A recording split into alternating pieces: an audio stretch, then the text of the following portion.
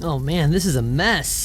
Oh, what's up guys? It's your girl, Little Miss Crippling Depression, back at it again in modern day California. Is that tornado carrying a car? Now, if you'll remember from my Sonic Adventure 2 video, I said I'd go out of order for the next Sonic video, so well, here we are. Instead of doing Sonic Heroes, I made the executive decision to talk about another game solely because, well, I felt like it. And we got a big one today. This game is the most infamous title in the series. Its reputation haunts the Sonic series 20 years later. No matter how awesome things are now, we wouldn't be in this timeline if not for this game. I am, of course, talking about Sonic the Hedgehog. Not to be confused with Sonic the Hedgehog or Sonic the Hedgehog, but everyone and their mother calls it Sonic 06. Now, back then, everyone was ripping this game to shreds. It was at one point considered one of the worst video games ever made. Nowadays, it's a little more divisive depending on who you ask. You know, I suspect some people who glaze this game haven't even played it and they just like it because hype moments and aura or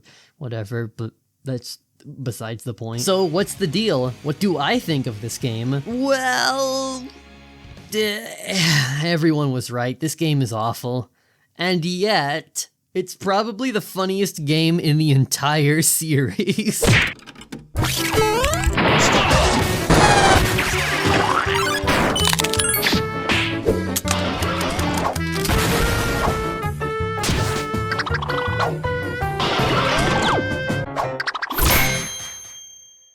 Since 2001, Sega's been third-party, making their games multi-platform. Sonic found new life in the form of ports, remasters, and his next mainline game, Sonic Heroes. Heroes was, and still is, pretty divisive, but for the most part, I think it's pretty good. This was when Sonic Team really wanted to fuck with the Sonic formula for no reason, so instead of a true continuation of SA2's 3D Sonic movement, we got, well, whatever the hell Heroes was trying to do. Another thing Sonic Team likes to do is chase popular trends. So when the game industry started to get darker and edgier during the 2000s, we got the craziest plot for a Sonic game thus far. You know, the one where Shadow fights an alien invasion, has amnesia, uses a fucking gun.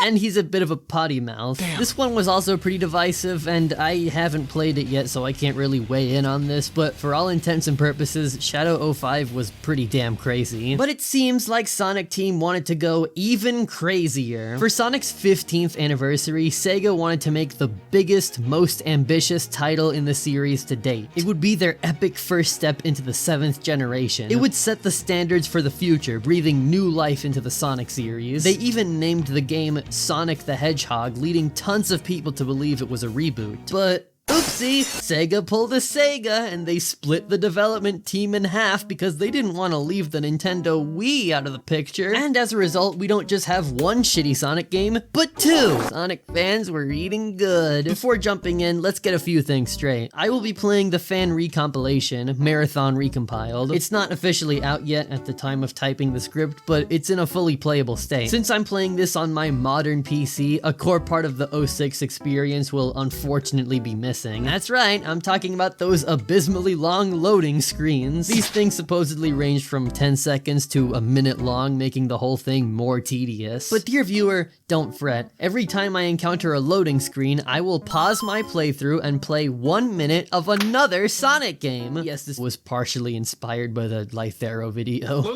Anyway, with that out of the way, I should probably stop stalling so much. Without further ado, here's Sonic the Hedgehog, more commonly known as Sonic 06.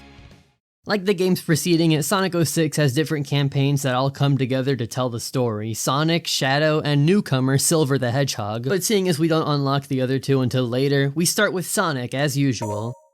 We open with a stellar animated cutscene that's pretty stylistically different from what we're used to. We're in the town of Soleanna during the Festival of the Sun. We're introduced to Princess Elise as she carries the ceremonial flame to its pedestal before she gets flashes of a dark future engulfed in flames. Of course, this will come into play later, but for now, Eggman attacks the festival and demands Elise gives him a Chaos Emerald until Sonic comes in and does his thing, that being kicking some ass.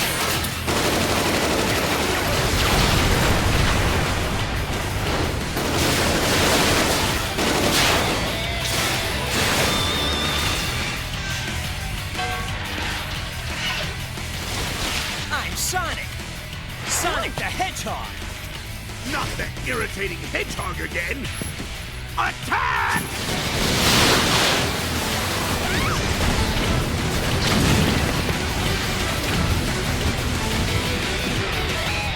So once that's done, we switch to the next cutscene and Jesus! It's so jarring switching from one of the most beautiful cutscenes in the series to, well, this. Anyway, Eggman kidnaps the princess, so Sonic vows to save her. Now we get to finally explore the Soleanna hub world, but I'm gonna wait until later to talk about that. The first thing we do is freak out over Tails' insane ventriloquist technique. I heard that you tried to save their princess from Dr. Eggman. To unlock the Lightspeed Dash, my beloved, we dash across the water and we enter the first level, Wave Ocean.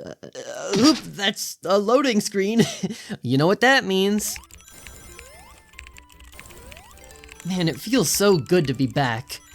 Well, for about a minute anyway. So right off the bat, you'll notice two things. One, this game is buggy as hell. And two, Wave Ocean isn't a very creative level theme. It's pretty much just a carbon copy of Emerald Coast from Sonic Adventure. They even reused the Orca set piece. It's not the end of the world, but I would have preferred something more original. Besides that though, Sonic's gameplay is similar to the Adventure duology, which is partially why I chose to talk about it. People often debate what the real Sonic Adventure 3 is when it's unquestionably Sonic 06 in my opinion. However, the big difference here is that Sonic is noticeably slower. His top acceleration is somewhat subdued compared to something like SA1 where he just jets across the screen. This isn't a problem, but I just wish he was a little faster. When it comes to the other moves, I mentioned the Lightspeed Dash, but there's also the homing attack, bounce bracelet, spin kick, slide, rail grind, and spin dash. The spin kick is pretty useless, but not as useless as the spin dash. You can only activate it at a standstill, and once you do, you cannot jump unless you do a spin kick. The homing attack also has a bit of a delay, so it's not as snappy as I'd like, and the slide is honestly pretty stubborn. Who the hell waxed the floors for the entire game? Don't even get me started on the rail grinding. This was when they started to nerf it from its debut in SA2, which is unfortunate for me, but the problem here is that there's no way to switch between rails. It apparently used to exist, but it was cut for whatever reason. Needless to say, all these problems make Sonic's gameplay come off as pretty janky, but frankly, I still find it to be a little fun. When it feels like functioning, the game captures that adventure essence pretty well, and it can be pretty exciting bouncing from enemy to enemy, playing impressive enough to touch a rainbow ring, and jumping across large distances. This game is full of bullshit, but I will say now, for what it's worth, Sonic himself is perfectly adequate. Once you beat an action stage, the ranking system from SA2 and Unleashed is back, which I'm very thankful for, but in my personal opinion, this game isn't good enough to warrant going back and being a perfectionist. Of course, though, we aren't done with Wave Ocean yet. Even if the main characters are the three hedgehogs, each campaign has little detours where you get to play as two other characters, offering variety. The first of these amigo characters is Tails, and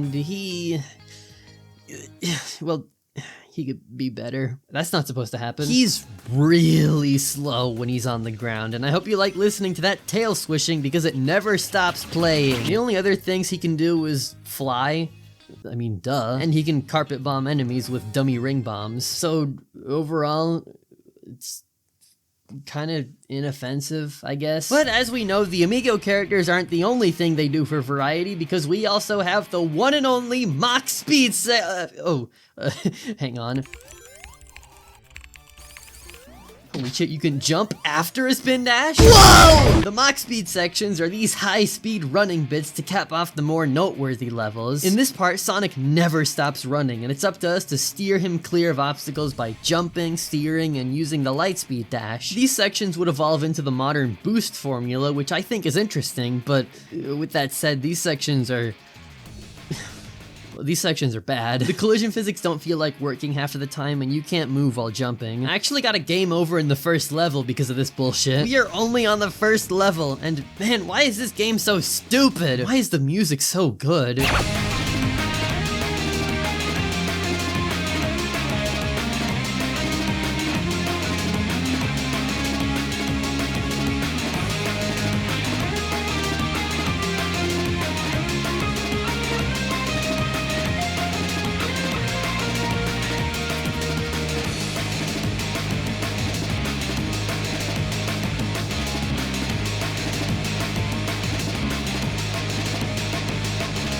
Sonic and Tails find out the princess is in another castle, so they retreat back to Soliana. I'll just say now that Sonic's story is very boring. The only thing he ever does is rescue the princess, with some lore stuff happening here and there, but it's mostly out of context. Rest assured, we'll get to Elise soon, but for now, here's another loading screen.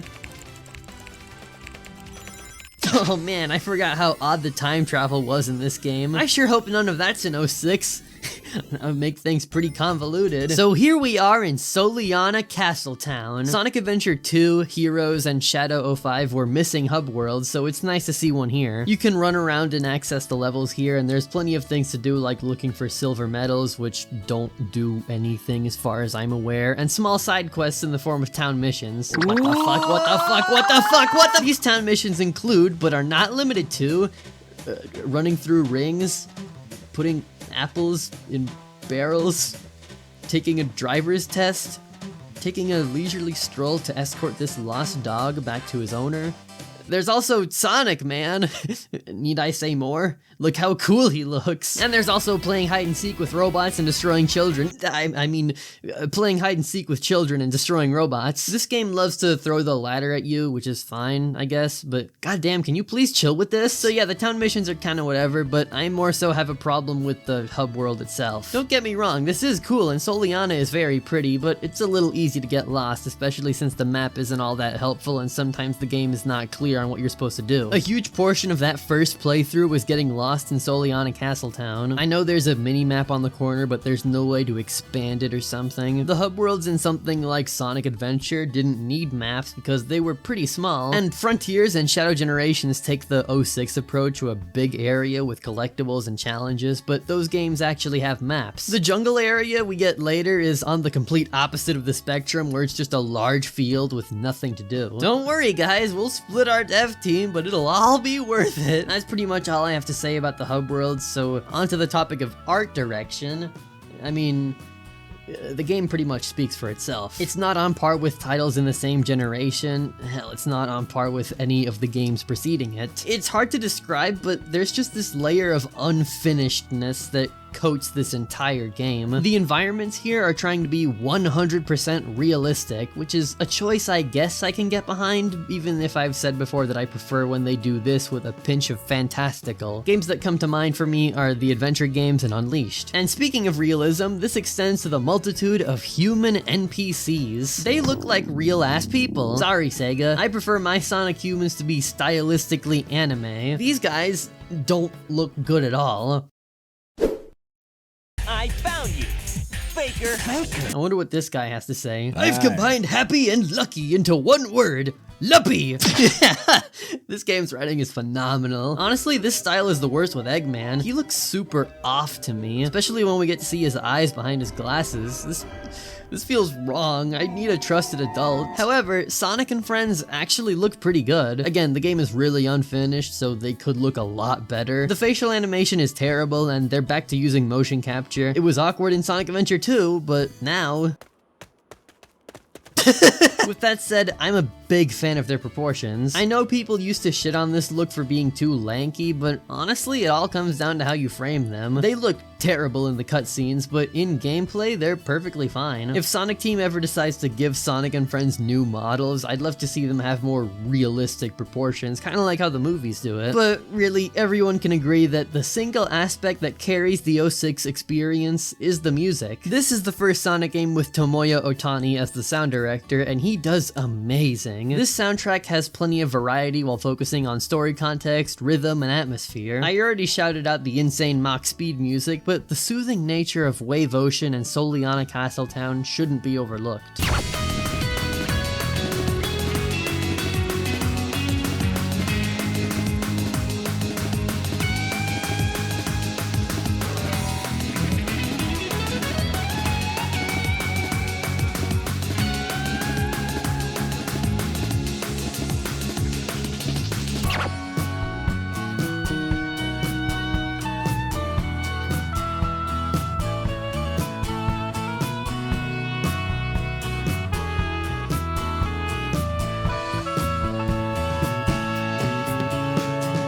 Anywho, Elise is apparently being held to the next level, so one bullshit town mission later, here we are at Dusty Desert. Oh shit, a loading screen. Oh boy, Sonic 3.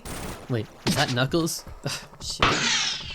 Where's my lotion? So Elise is just chilling at these ruins before Sonic and Tails come to the rescue, but not before Eggman comes out to play. Oh no, what are we gonna do? The princess is mine. Until I unlock the secret of the flames of disaster. Tails! Got it! Let's go! Oh yeah, I forgot to mention the voice direction.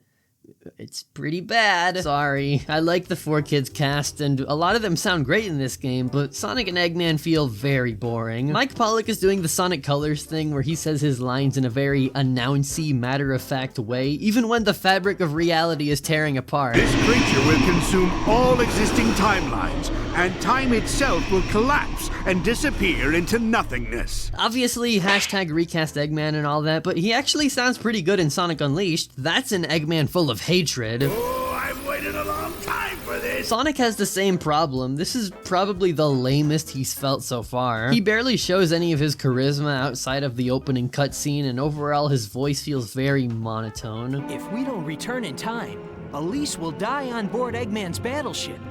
That means... I love Jason Griffith as Sonic, especially in Unleashed. I heard he's pretty spunky in Black Knight, but I haven't played that one yet. And really, Sonic being lame is one thing, but it's another to make him not story relevant at all. Most of the lore is with the gay twink and Mr. War flashbacks. I just want to point out again that this game is called Sonic the Hedgehog. No! Now, there is a boss fight after this. They don't exactly tell you how you're supposed to beat it, so as you can imagine, this fight in the first playthrough was pretty annoying. But on the second one, it's fine, I guess. This is how all the bosses in Sonic's story goes, so that's all I will say about them. Though some of them feel really dragged out. It's like I'm playing Sonic Superstars. But it's a good thing we got another loading screen because now I get to play Sonic Adventure. Woohoo! Dusty Desert has Sonic carry Elise through the scorching sand and ancient Soliana ruins, and I actually like this level. There's plenty of cool shortcuts you can pull off that make use of homing attack chains and rainbow rings. And since Elise is here, there's this gimmick where pressing R2 gives Sonic a fiery shield that protects him from quicksand. This ability is a bit contrived, but it's still pretty cool. It's a lot more useful than the spin dash, I'll say that much. However, what happens afterward, I'm not really a fan of. Man, I feel bad for how negative I've been so far, but it's Sonic 06, I can't really control it. Sonic and Elise find refuge in the Windows XP wallpaper, and Elise lore dumps on the Day of Disaster. It's been told that the fiery rage of Solaris, the god of time and the sun, would leave the world in ruin, so the people of Soliana throw the Festival of the Sun in an effort to not anger Solaris. 10 years ago, they nearly dealt with his full wrath, and now Dr. Eggman wants to kidnap Elise and collect the Chaos Emerald so he can bring about the Day of Disaster and rule the world. Alright, that sounds pretty simple so far, but my main issue is what happens around the exposition. The Sonic and Elise romance. Now, Elise is a very interesting character to me because of how badly they botched her. The point is to make her show off her emotions more due to Sonic's influence, but the way they go about it later is laughably stupid, and overall the romance just falls flat on its face. This is the main reason everyone hates Elise. The problem isn't that they shipped Sonic with a human, nor is it that she's in a realistic art style.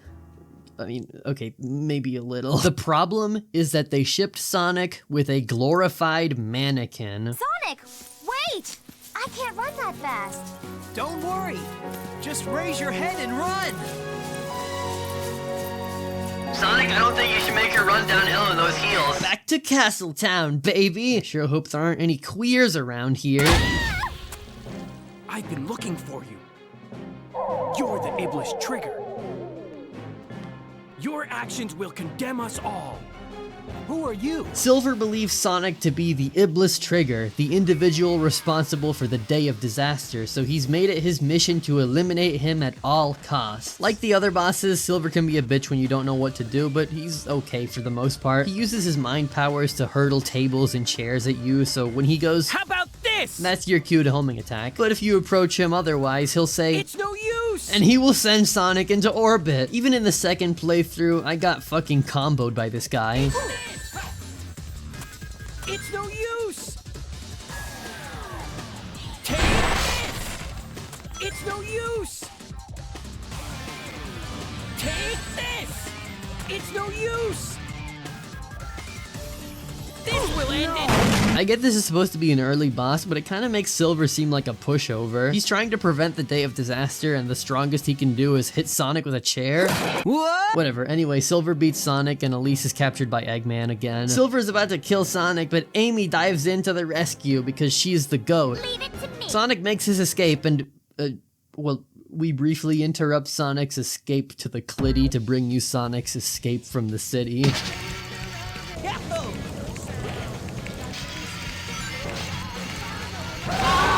Oh yeah, did I forget to mention this game sometimes likes to waste your time for the heck of it? When it's time to enter Soleanna's new city, we need to talk to the guards so they can open the gate, but we need to find out who the captain is. So we do this awkward town mission where we talk to each guard until they reveal that the captain was the guy who talked to you in the first place.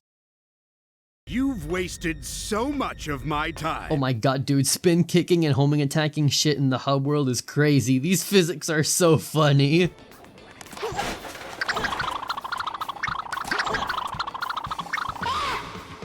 I was told to get onto these crates on a specific spot and spam the spin kick. I don't really know why, but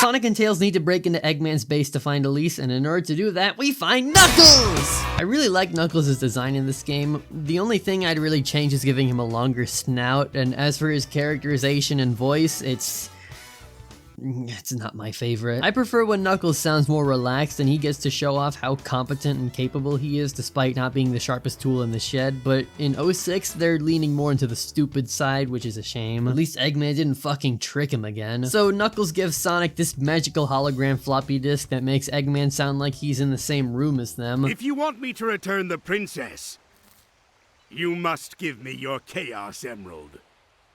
Meet me at my base in White Acropolis. Don't worry, I have a plan to get there. Knuckles, let's go to space. Why don't we try going up there? You guys ready? Yes! Oh no! You're gonna pay for this! Gotta be careful not to fall off here. And now it's time for White Acropolis. Apparently it opens with a cool snowboarding bit like Sonic Adventure, so let's see how they handle it here.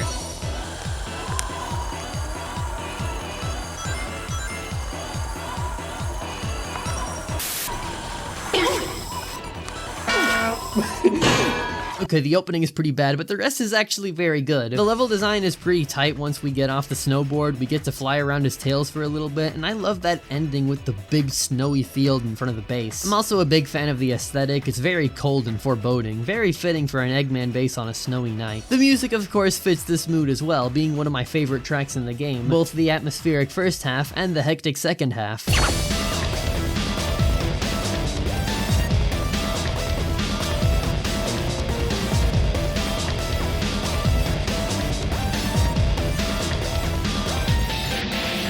Once inside, Eggman holds Elise ransom for an emerald that Sonic has, but Eggman traps Team Sonic in a time rift. Man, I hate when that happens. It's no use. It's no use! Team Sonic is sent through time where they meet Shadow and Rouge. I think they're done really well in this game writing-wise, but we'll get to that later. The gang find themselves in the distant future, a post-apocalyptic city ruined by the rage of Solaris. In order to get back to the present, Sonic and Shadow split up and search for more Chaos Emeralds so they can use the power of Chaos Control to create a time portal. Just ignore the fact that that's not how Chaos Control works, or the fact that they never use Chaos Control for time travel ever again. They didn't put much thought into this, so I shouldn't either. Anyway, there is another loading screen. You know what that means.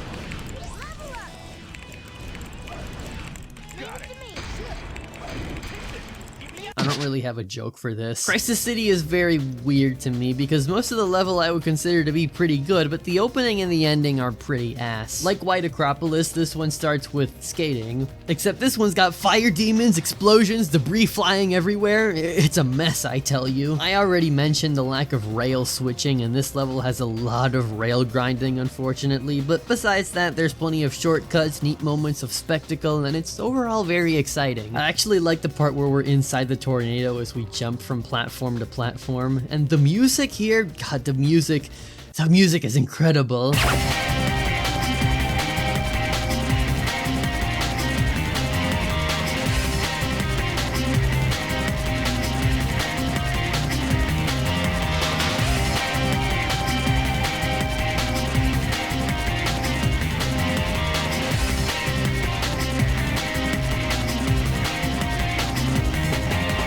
However, That tornado's carrying a car! oh boy, more Mach Speed sections. Fuck.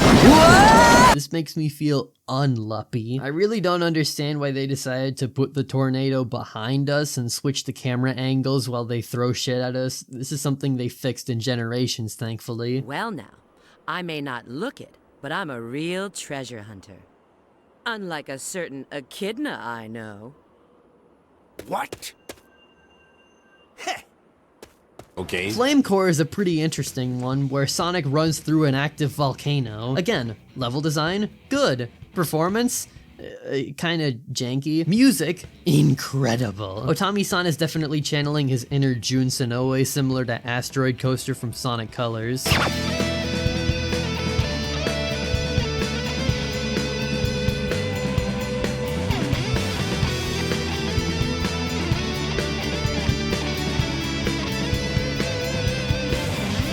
And the second half inside the volcano is really relaxing. Those drums mixed with the guitar, it's really good. It's giving me Sonic CD vibes.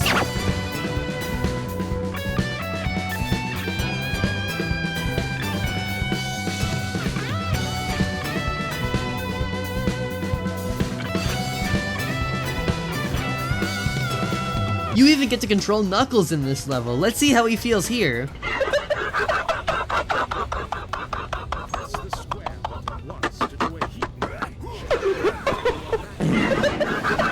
You have failed me. Knuckles is a complete joke. When gliding, he falls pretty quickly. It's like he filled his Tims with iron. And don't even get me started on that combat. It's stiff, unresponsive, and downright pathetic. I really love how Knuckles feels in the adventure games. He's as smooth and powerful as ever. This is a far cry from the predecessors, and it's especially depressing for me, the self-proclaimed #1 Knuckles the Echidna fan in the world. Now, from here on out, Sonic's story is very much just a back and forth between him and Eggman fighting over who gets their trophy wife. This lady is giving Princess Peach a run for her money. Needless to say, let's just knock the levels out of the way. Oh boy, a loading screen! I found a Chaos Emerald. Don't touch it! The next part is a boss fight against Iblis, the monster responsible for destroying the world, and afterwards, Sonic and the gang finally make it back to the present. Man, it's been a while since we've been in Soleanna again. Time to go to space!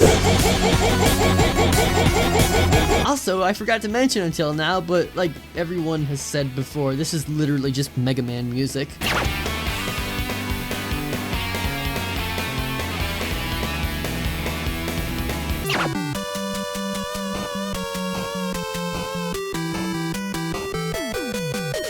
The next level is, well, first we gotta do the loading screen bit. What game is next? Whoa! It's honestly mind-blowing that these two games came out 2 years apart from each other. I forgot video games could be fun. The next level is Radical Train. It has this gimmick where Elise is trapped aboard this, well, radical train, and Sonic has to race against the clock as he clears the railways. I'll make this short. The first half is good. The second half is a Mach Speed section. With Elise rescued, we travel to the next level, Tropical Jungle, and this one is oddly one of my favorites. The gimmick of glowing vines is pretty unique, and while there's rail grinding here, switching rails is not needed here, making things feel less awkward. I also really like the giant turtles and overall how open the final area is. It has like 5 alternate paths to follow, and of course, the music. It feels very liberating yet bouncy, but the second song is incredible. It reminds me of Green Hill Act 2 from Sonic Mania.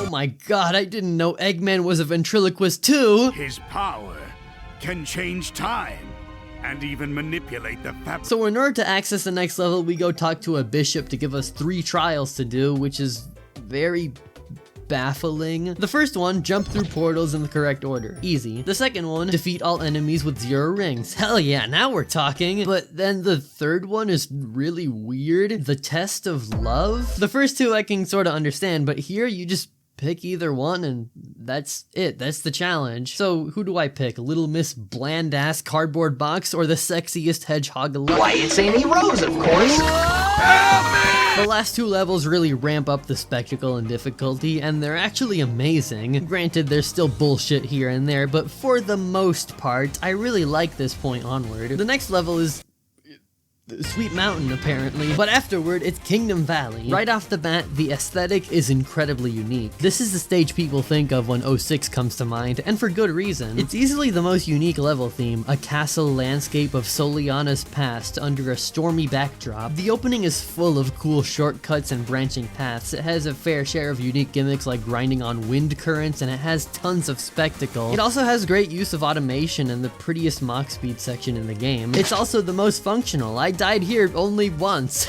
I can confidently say that this level is the best in the game. The only bad thing here is we get to play as Silver, who has a redemption off screen, and he's...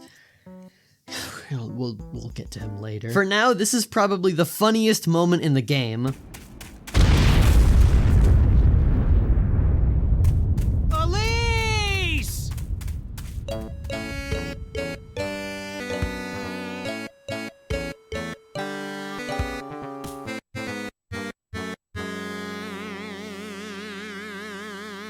In order to change Elise's fate, Sonic goes back in time to before the egg carrier took off, and we find Eggman's secret base underneath Soliana, Aquatic Base. This was an old Soliana laboratory used by the Duke 10 years ago, which has since been sealed away until Eggman recently got his hands on it. I wonder where I heard that one before. This level is actually pretty straightforward, albeit a bit aesthetically uninteresting in my opinion. I like the idea of an underwater aquarium Eggman base, but most of the time it's just in drab metallic hallways. I do like when the red emergency lights go off later though. The music's also nice and somber too, I really like it. Both this and Kingdom Valley were about 12 minutes long, so there's quite a few things here to keep things fresh. There's a Tails section, there's activating these magnets, bouncing on big balls, god I wish that were me. There's this weird gimmick where you'd have to stand on this ball and walk around this laser chasm. And the ball is incredibly slippery and fragile, holy fuck. Oh yeah, there's also a Knuckles section. So now we're at the final confrontation against Eggman. We need to rescue the princess and save the world, so the final boss in Sonic's story is the Egg Wyvern. This boss is weird because you gotta go into the settings and lower the FPS to 15 to defeat it.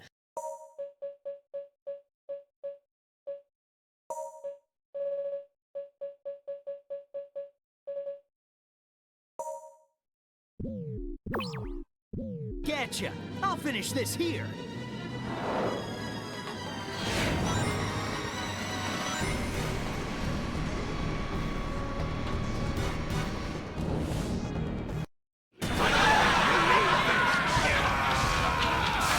So Sonic saves Elise and all is well now, blah blah blah, roll credits. Now, honestly, Sonic's campaign could have been worse. I flung a fair share of shit here and there, but the level design and controls show an inkling of what the game might have been with more time in the oven. Even if some level themes aren't very creative and the story was ungodly boring, at least I can say that I had some fun. I will reiterate, for what it's worth, the first third is perfectly adequate. So now it's time to talk about the other characters. This will be shorter since we're just focusing on the characters and more involved narrative as well as the glitches because there's still a lot of glitches. Damn. So let's take a look at Shadow.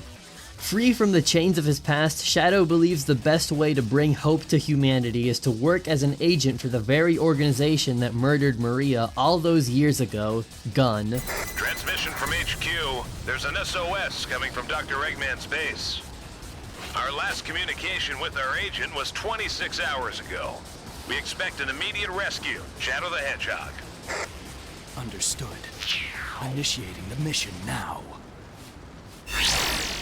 Shadow has a heavier emphasis on combat and has a more beat-em-up style as opposed to Sonic's speed and agility. Shadow's homing attack has him lock onto bigger enemies to throw hands done by mashing the jump button. First of all, I get that his homing attack needs that delay to make sure you have enough time to get those extra button presses in, but it kind of makes platforming a little scary. The combat also gets really repetitive. I feel like I'm playing a visual novel with how much I'm just pressing one button over and over again. It doesn't help at all that Shadow's levels are like 15 to 20 minutes long. I love long Sonic levels, but not when the core gameplay is so monotonous. Shadow can also do the spin kick, but he can't spin dash or bounce. Instead, he can throw a Chaos Spear which stuns enemies and gives him a little more airtime. The more enemies defeated, the more a meter will build up at the bottom of the screen so you can unleash his Chaos Boost mode. Chaos Boost includes Chaos Snap at level 1, an upgrade to the spears at level 2, and a powerful Chaos Blast at level 3.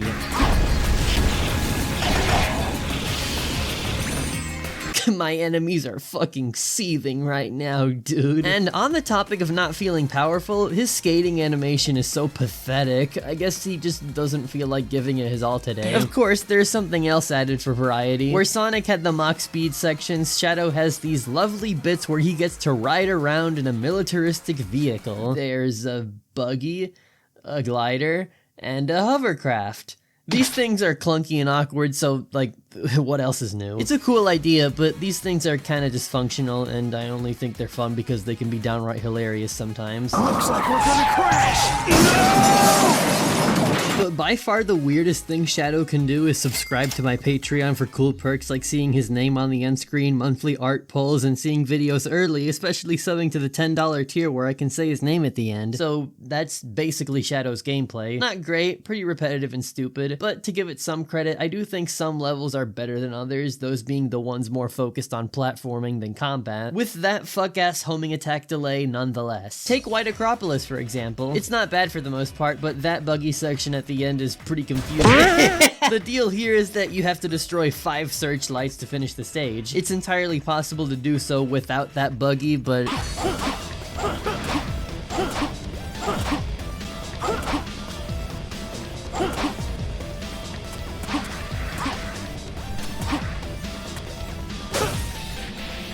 So it's kinda a pick your poison deal, but whatever. I know what to do. Except when I destroy them all, the gold ring doesn't spawn. This confused the hell out of me during the first playthrough until I had a shocking revelation. The gold ring was invisible. This part was so bad, I closed the game mid-playthrough so me and my friends could make a PowerPoint. Let's just make a PowerPoint about a random topic. Wait, that sounds really fun. Actually, can we do that? Yeah, make it so they can make it so it's easier to read. It is for dumb people, after all. Girl cock for chuddies. Girl cock for chasers. What? Let's get some emojis in there to make sure that they're paying attention. What the fuck are you people doing? What's up, guys? Oh wow, I can't do it. Okay. I would have said the rant soda. The fucking rant soda. You gotta put a visual example on screen. You can't just have it. You can't just. There's oh no! Make the circle go on her. Make the circle go on her crotch.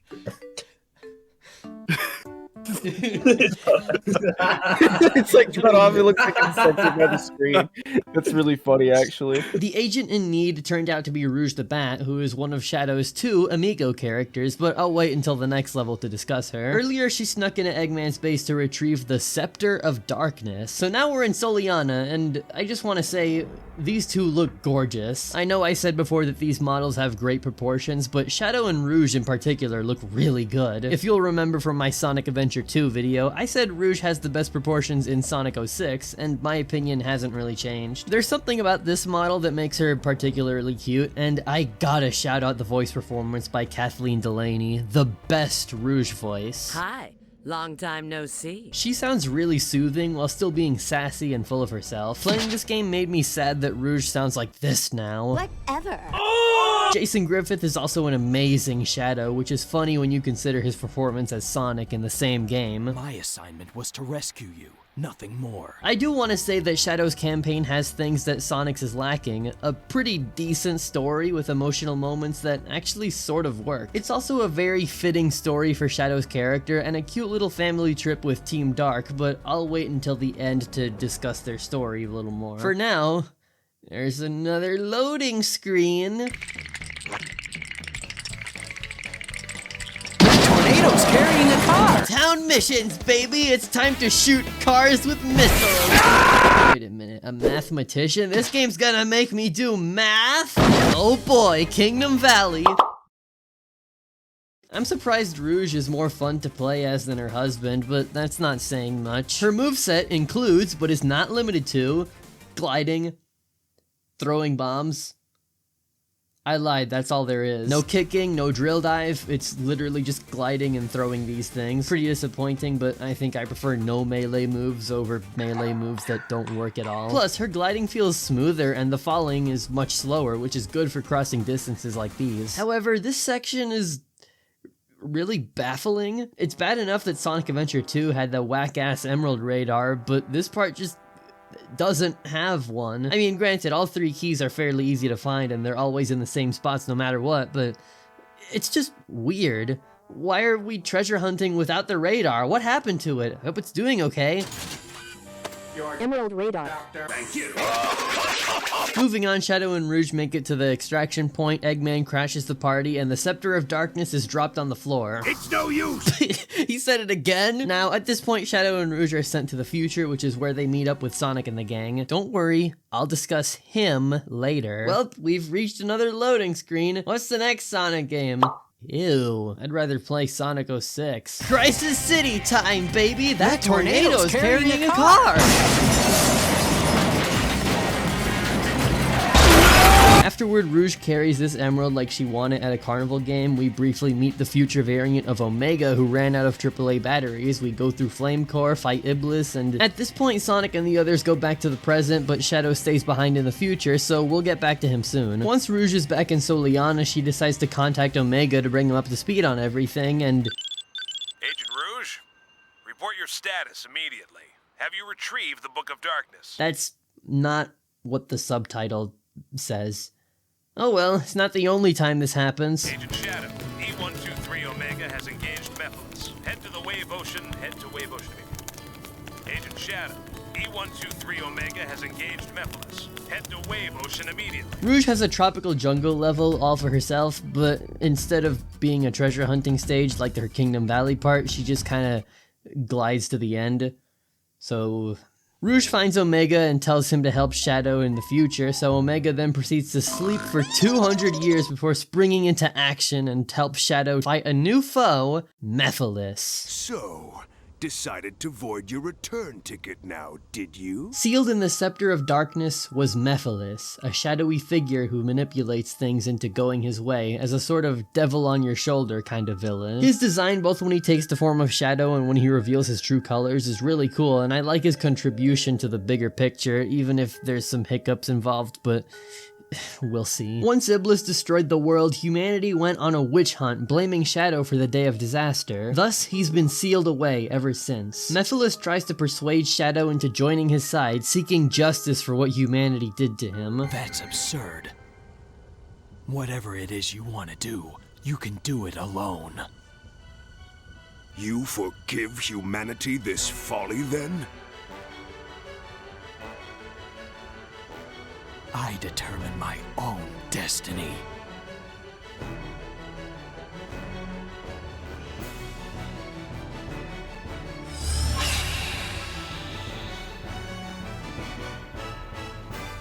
So then we do a boss fight, Mephiles escapes into the past, Shadow and Omega reunite with Rouge in the funniest way possible.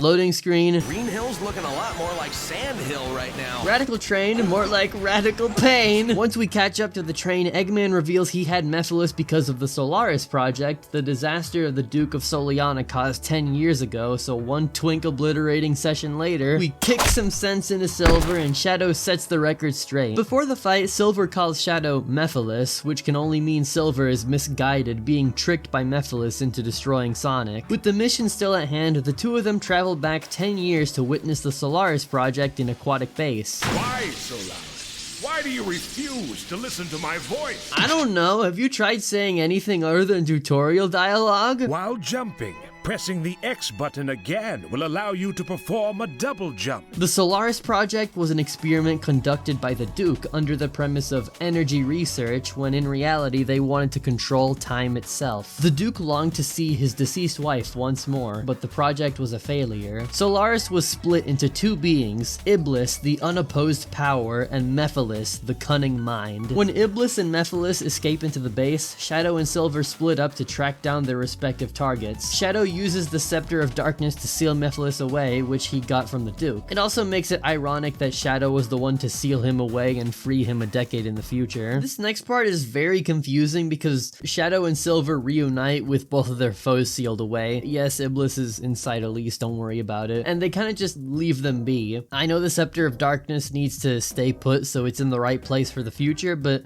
right now, Shadow sort of defeated Mephiles. Can't he just hide the scepter somewhere so none of the shit Mephiles does in the future happens? Or would that create a time paradox? Maybe? I don't know, I fucking hate time travel, it's so confusing. Whatever, Shadow and Silver go back to the present and E123 Omega has engaged Mephiles, so Shadow and Rouge head to the Wave Ocean, head to Wave Ocean.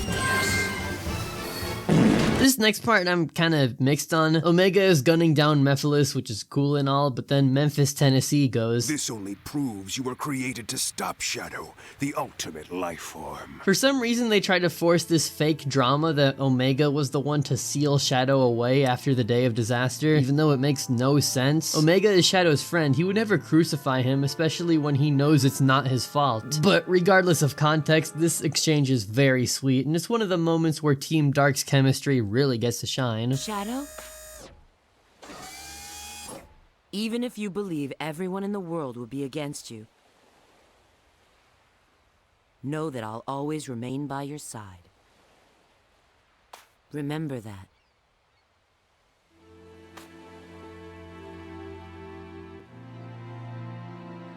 I will.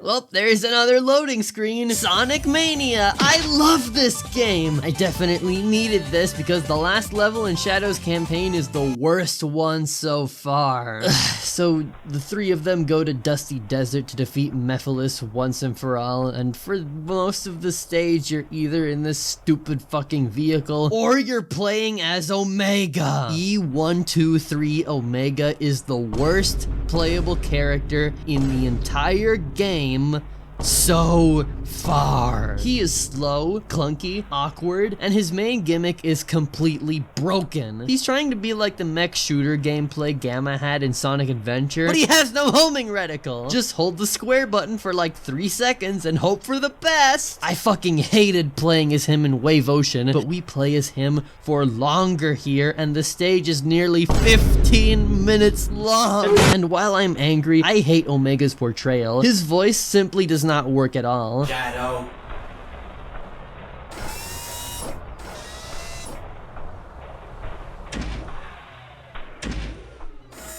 The one that defeats and seals you in the future is me. He moves and sounds like a generic robot when his whole deal is that he's supposed to be a killing machine. He's fast, powerful, he takes no prisoners, and he will not rest until the Eggman is pumped full of lead. He is not a hard character to understand, and when he's done right, he can be such a blast to see on screen. I called him. But Lily, his voice sounds like that because they used the wrong voice filter. I don't fucking care, it still sucks. The final boss against Mephiles is drawn out to 15 minutes because of course it is, but to be nice for a second, I like the fight in concept. Beating up the shadows to build build up your chaos meter is a good idea. Shadow creates light to defeat Mephiles the Dark, and Rouge and Omega's presence is very much appreciated. The boss culminates in the gang being surrounded by Mephiles fakers, so Shadow takes off his inhibitor rings, and he drops the hardest line in the entire franchise. If the world chooses to become my enemy, I will fight like I always have.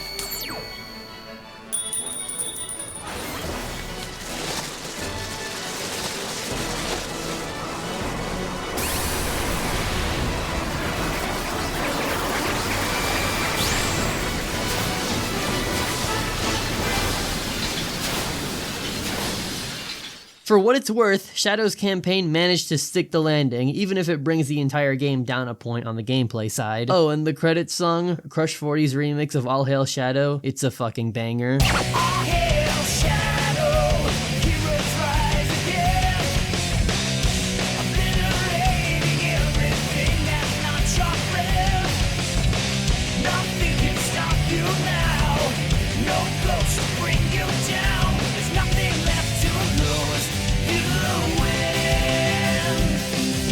We only got one more campaign until the final chapter, so here's Silver. As previously mentioned, Silver is a newcomer. Inspired by Future Trunks, Silver is a telekinetic time traveler from the future. It's not surprising to say his role in the story is kind of wasted potential, which is kind of a shame because if his first appearance was amazing, he would have so much going for him. He already has a cool futuristic design, he's gay as hell, his voice is perfect for this game. This world was devastated before I was born. A harsh, bleak place where we live in eternal darkness. Life is a struggle, and people live without hope. How did this happen?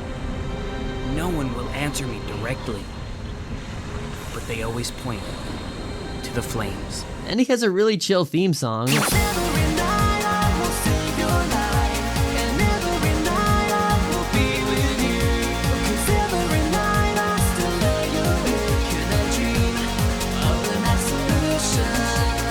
His introduction leaves much to be desired since the story is just so uneventful. I'm not too big on Silver as a character, but I do empathize with Silver fans whenever I see them clamoring for new Silver content because, as it stands, Silver is the series' biggest potential man. Anyway, Silver's story starts when he's on his way to fight Iblis in the future, alongside his trusted companion, Blaze the Cat. Yeah, so how the hell does this make any sense? Blaze is from another dimension. She first appeared in Sonic Rush. That's her game. It kind of just feels like the writers threw Blaze into the future and pretended she's always been there, which...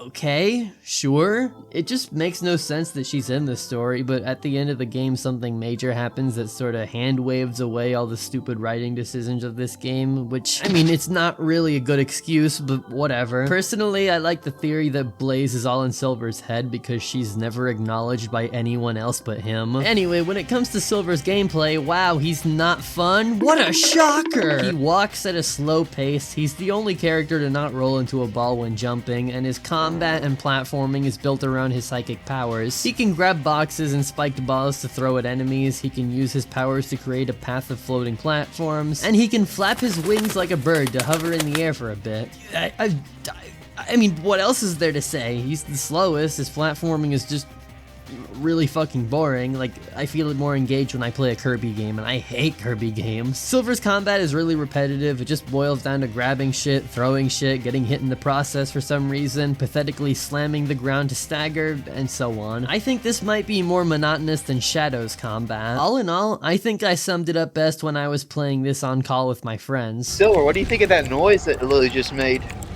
Great! What? What? What the fuck? No, I don't feel like it! But oddly enough, Blaze is one of Silver's amigo characters, and she's actually the best character in the game. I'm not fucking kidding. She can double jump, she has a homing attack activated with the square button, she can go to space. You can turn WeConnect 24 on and off!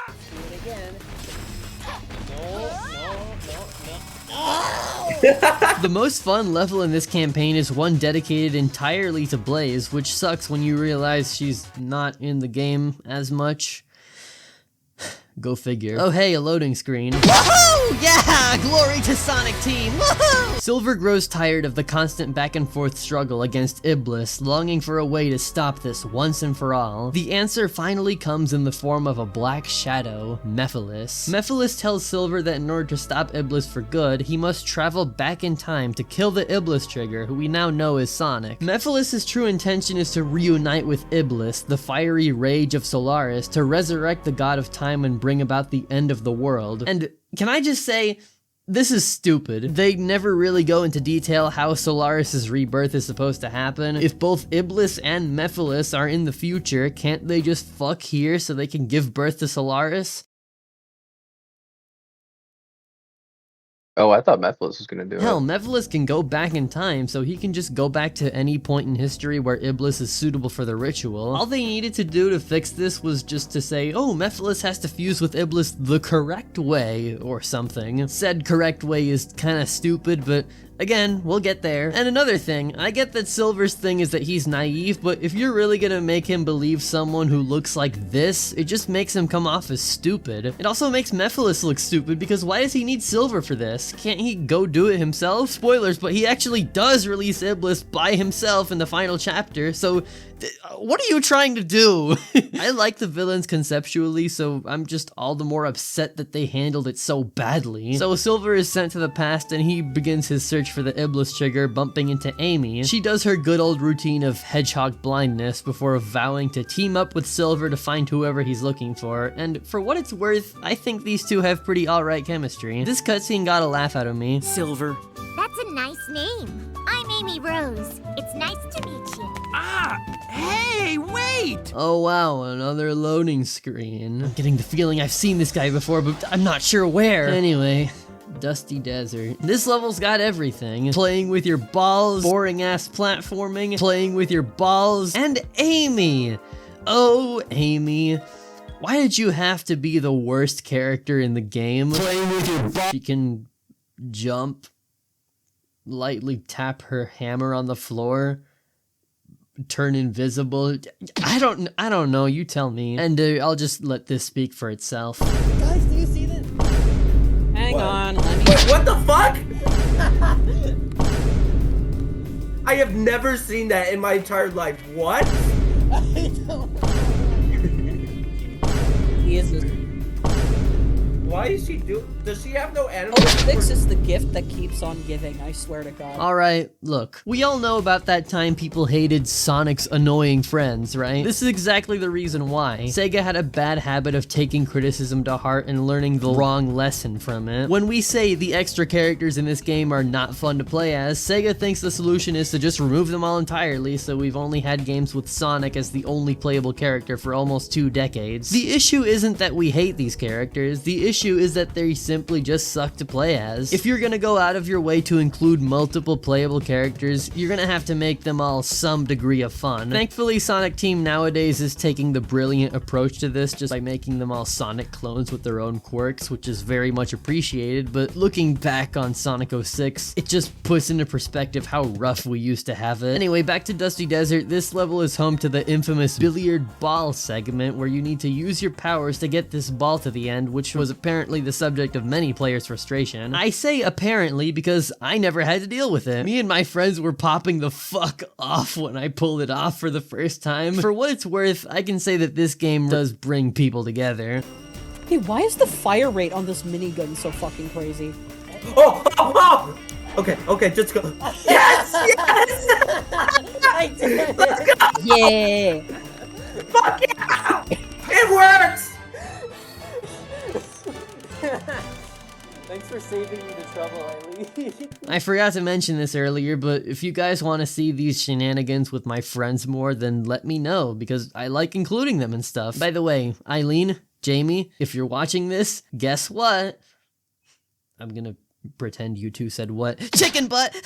Anyway, Sonic and Silver finally meet, and This boss fight is really hilarious in Silver's POV. Leave him alone, I feel bad for him. Afterwards, Silver starts to have doubts about this whole thing, wondering if killing someone is worth it to save the future. He decides the best course of action is to sneak into Eggman's base in White Acropolis to learn more about what Sonic's doing. Oh look, a loading screen. Oh, wait, guys, I'm all out of mainline Sonic games. Do I play the lesser games or do I play something completely unrelated? Oh well, time for a palate cleanser. Oh, God of War 3, fuck yeah. After White Acropolis, we do a boss fight. Oh my god, this is miserable. And Amy, for some reason, sneaks into the base to rescue Elise. This girl has very little screen time and she's just doing random side quests at this point. Are you seriously making me do this as Amy? Aquatic Base is next. When Silver chases after baby Iblis 10 years ago, he sees the Duke of Soliana sealing the flames of disaster within Elise's body. That's a good girl, Elise. Remember, be brave. Don't cry, no matter what happens. Otherwise, your tears will call forth the flames inside you. And that, my friends, is the secret. Mephiles not fusing with Iblis and the world not going to shit yet entirely hinges on the fact that Elise is not allowed to cry. I get that Elise has this character arc about her learning to not repress her emotions through Sonic, but the problem is that she's an incredibly boring character. We don't know anything about her other than she likes Sonic, I guess. Elise and Sonic mostly being in their designated narratively flat campaign means that both of them have little to no moments to be fleshed out. So much stuff has happened since I beat Sonic's campaign, like delving into the Solaris project. I don't know, man. Maybe if this game did a better job at fleshing out Elise, the no crying thing wouldn't come off as dumb as it does, but as it stands, we haven't even gone over what makes her break the rule, so again, we will get to that. Anyway, the Duke dies for some reason. Oh cool, a loading screen. I'm gonna go play a game that actually has a good story. Persona 3 Reload, baby! Why would they get a divorce?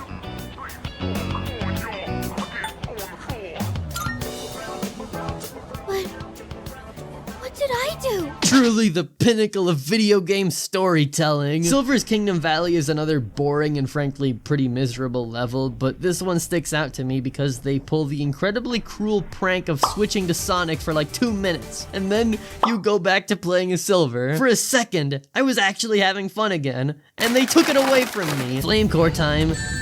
What the fuck? Ah, I see Silver has now died and gone to heaven. Scratch that, Blaze does it instead. Good luck, Silver! So yeah, that was Silver's campaign. It fucking sucked. Time to finish this once and for all. After his defeat from the hands of Shadow, Mephiles takes it upon himself to warp back to the forest and release Iblis by killing Sonic. Honestly, that's really cool. Mephiles is the only character ever who actually killed Sonic, and if this game really did kill the franchise, the last entry would be the one where Sonic literally dies. Just something I thought was interesting. Now full of despair, Princess Elise can't bear to see her trusted companion as a lifeless husk, letting out a cry of anguish. Now the flames of disaster are set free, and Mephiles fuses with Iblis to resurrect the cunning god of the sun, Solaris.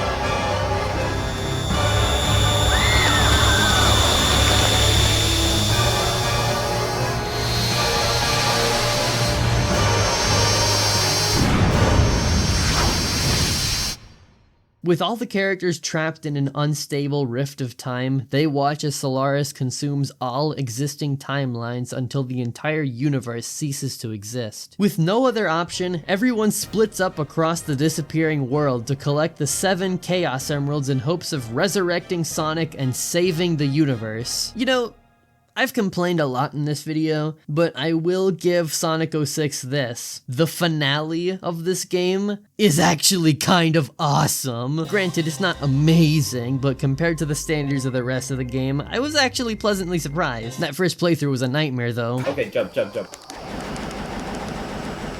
Metal. Fuck the metal, I don't care. No, bro, get the metal. The fuck? That tornado's carrying a... Yeah!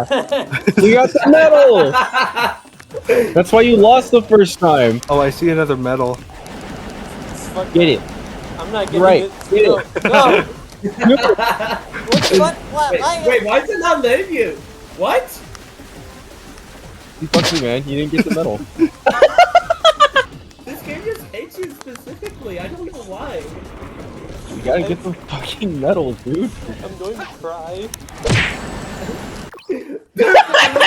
The End of the World takes the canon's core approach of having the player take control of every character to build up to the finale, and it does an incredible job at setting the stakes. We travel through past levels as the fabric of reality starts to tear apart, with the eyes of Solaris spawning in every now and then acting as black holes. I could do without this gimmick, but the rest of it is actually pretty solid. The lighting becomes drenched in an overbearing purple as more eyes spawn, and you can make the eyes disappear by touching the eagle statues. Even if the other characters suck to play as, they don't overstay their welcome, and they're pretty balanced out, except for Silver, who has the longest portion for some reason. And of course, the music. While not being as energetic as any of the canon core songs, it's still tense enough, motivating us to push through and get those emeralds.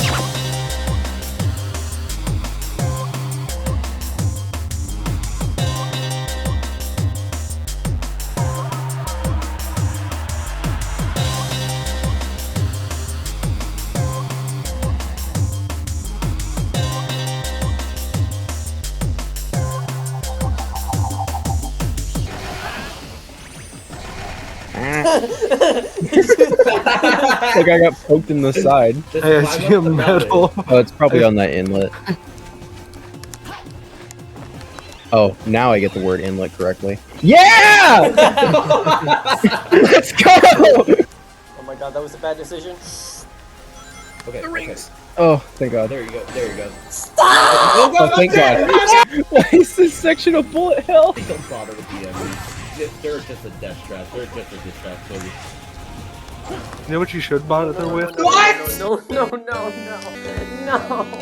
No. With the Emeralds united, Elise prepares the ritual to save Sonic's soul, and I mean, you already know what happens next. All I'll say is she really did not need to do this. Honestly, that's fair. I would kiss Sonic too. As per Sonic tradition, Sonic uses the power of the Chaos Emeralds to transform into Super Sonic, but this time he shares his energy with Shadow and Silver, giving them super forms. In order to save the past, the present, and the future, the three hedgehogs boost forward to save the day.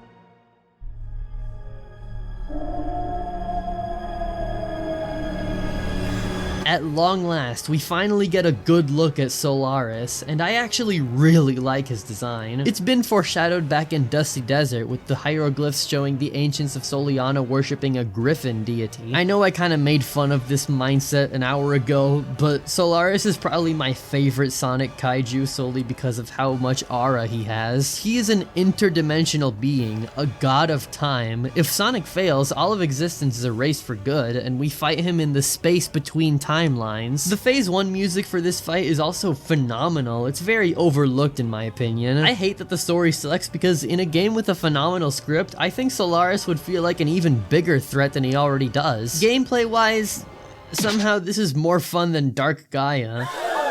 I know, right? I replayed it after I beat the game to be sure, and yeah, it's actually good in my book. Ring depletion isn't an issue like it is in other final bosses, since you can just switch between characters to replenish it back to 50. For this fight, the three hedgehogs use their strengths to dismantle Solaris piece by piece. Silver grabs projectiles and throws them back, Shadow can charge up powerful chaos spears, and Sonic can charge a powerful boost to ram into the villain, in the manner we're used to. I do admit that it's confusing and stupid on the first go, but it's otherwise kinda amusing and oddly polished compared to the rest of the game.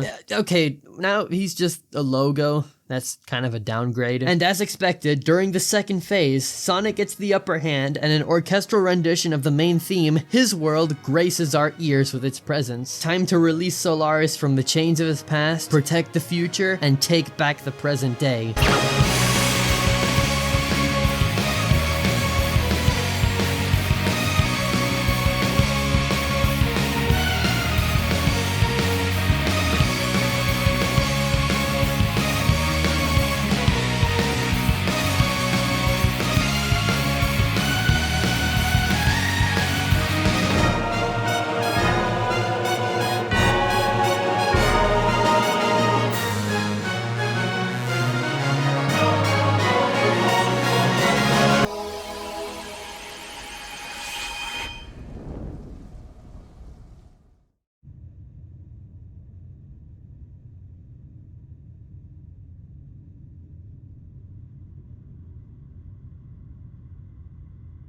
Did you destroy it? No. That is the true Solaris.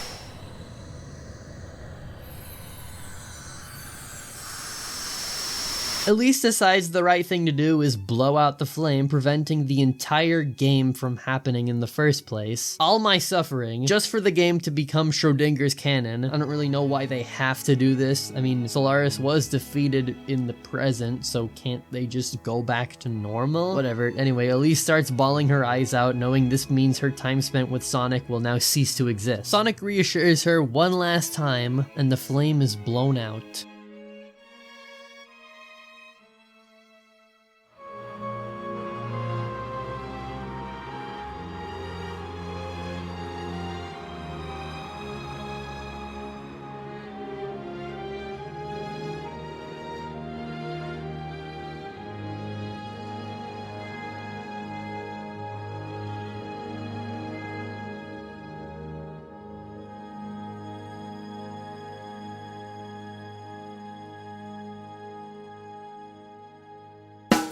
The next game is the one where Sonic becomes a furry. Can't forget about that end credits song. Story context aside, My Destiny, the theme of Elise, is another sad goodbye song from the series, and I love every single one of them, especially this one. Can you stay forevermore? Or are you gonna leave for me? No matter what it takes for me, I'll find you just to be with you one more time. Sonic 06 is a special kind of bad. It has so many interesting concepts, but everything falls flat due to the awful narrative. It was also rushed out the door way too quickly, so it's a buggy mess on top of having a bad story. It's one thing to be a generally unfavorable experience, but it's another to have so many neat concepts that ultimately fall flat because of how poorly executed it is. I like the idea of Sonic and Elise's friendship. I like that the three leads represent the past, the present, and the future. I love Solaris as a concept. I love Silver as a concept, but I don't love this game. This was a massive failure on Sonic's part, and it reeks of countless untapped potential. As I said before, no matter how much better things have gotten, this game's reputation will haunt the series forevermore. And I am so thankful that the Sonic modding community is insanely talented, because now we have Sonic Project 06.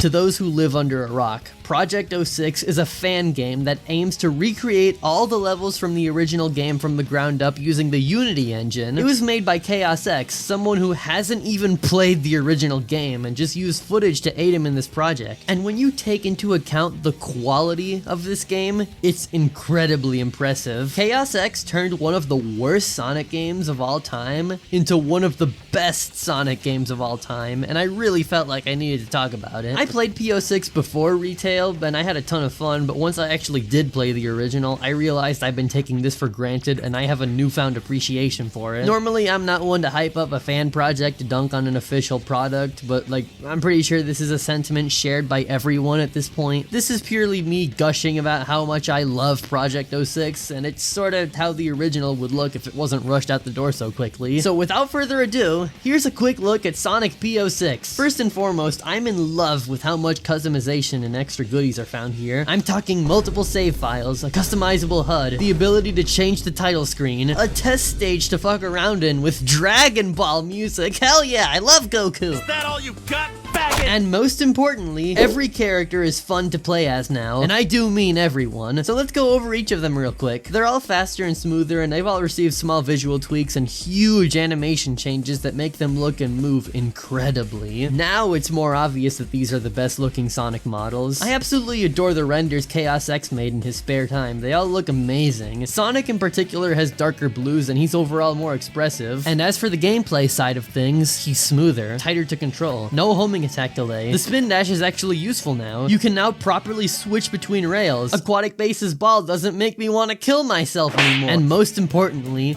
he is faster. He now lives up to the legacy the Adventure Duology built up, making his levels a blast to play and really allowing the level design to shine. The other sections like snowboarding and Mach Speed are actually fun and fair. You can now move while jumping at Mach Speed, and the punishment for bumping into obstacles isn't as severe. You can also kick the ground to accelerate while snowboarding, and there's points earned by doing ramp jumps like Sonic Adventure 2. There's also the gems, a feature I didn't mention in retail because I really didn't care. In Project 06, the gems are found throughout stages and you can equip them to activate a power-up. These powers range from superfluous to actually sort of useful and fun. Blue is a semi-boost button, red slows down time, green does a little tornado move, purple gives you a double jump, cyan is throwable and Sonic will dash to wherever it lands, white lets you charge up your homing attack for more damage, and yellow activates the Thunder Shield, my beloved. And as for the Amigo characters, Tails and Knuckles, they are a massive improvement. Tails was a little fun in the original, but now he has a tail spin from Sonic Adventure 1, and you can do it mid-air while timing your jumps to bounce from enemy to enemy. Knuckles is also back to his former glory, and I couldn't be happier. He's just as smooth as he once was, and my only complaint is that I wish there were more instances where he's playable. Thank you so much, Chaos X.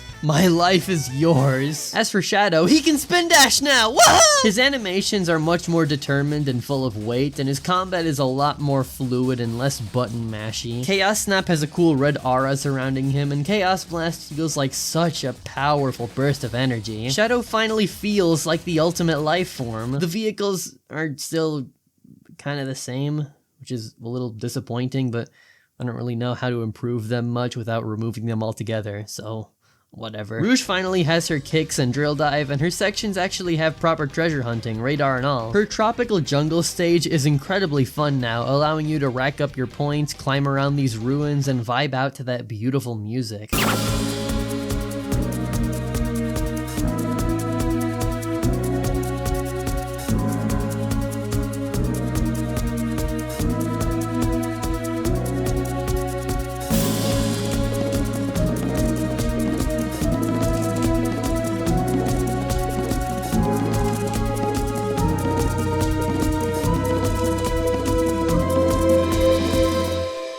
I miss this shit. I wish Knuckles had his own level like this. And no, that part of the test stage doesn't count. Omega's voice actually feels like Omega now. Situation understood. Scheduled maintenance overdue. He has an aiming reticle allowing for a proper recreation of the Sonic Adventure 1 Gamma style, but Omega has two things that Gamma didn't have. For one, he has a claw swipe melee move that's perfectly in character for him, and pressing the triangle button turns this game into Doom! I don't know what made Chaos give Omega a straight up boomer shooter mode, but I'm all for it. It makes Shadow's Dusty Desert stage incredibly fun. Sega, do us a favor and make Doom Eternal with Omega as a spin-off. You guys like money, right? Silver is probably my least favorite. He's definitely an improvement. Grabbing objects doesn't feel as limited as it once did. His air dash feels less janky. His powers now surround him with a cool aura, and the ground slam is faster. With that said, I really didn't find myself enjoying his stages, nor did I S-rank a single one of them, except the one where Silver's not even in it.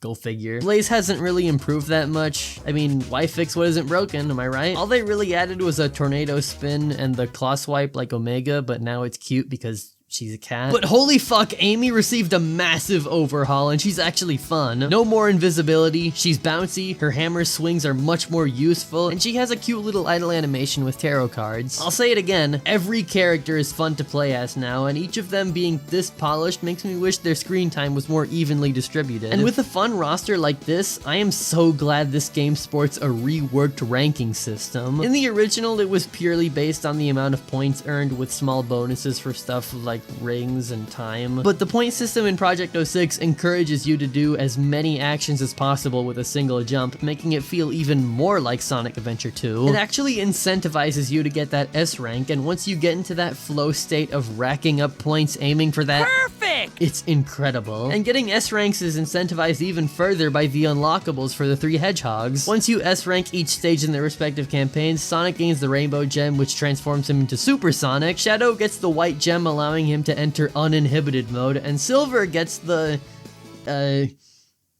I mean, I didn't S-rank any of his stages, so I don't care. On the topic of presentation, this game looks 100 times better than the original. Each stage has better lighting, more detail, alternate lighting to show more visual variety, and there's new in-engine cutscenes adding more flavor. I especially loved Sonic and Shadow's banter before Crisis City, and Silver being amazed at the beauty of the past. At the time of writing the script, the final update isn't out yet, which adds the bosses, end of the world, and the completely overhauled graphics that look like Sonic 09 instead of Sonic 06. And Chaos X said the final update wouldn't feature a story or hub worlds, and that's perfectly fine with me. I would rather take no story over a nonsensical, convoluted story. What matters to me is that Project 06 is fun. I just love booting this game up and fucking around for hours. Sonic Project 06 is a testament to how talented this community can be, and it's a testament to the legacy of the game that nearly killed the Sonic franchise. So now it's time to put them on the tier list. Retail 06 definitely started off as a B, but over the course of the game, I'd say it evens out to a D. But as for Project 06, despite being a fan game, I would say it's an easy S tier.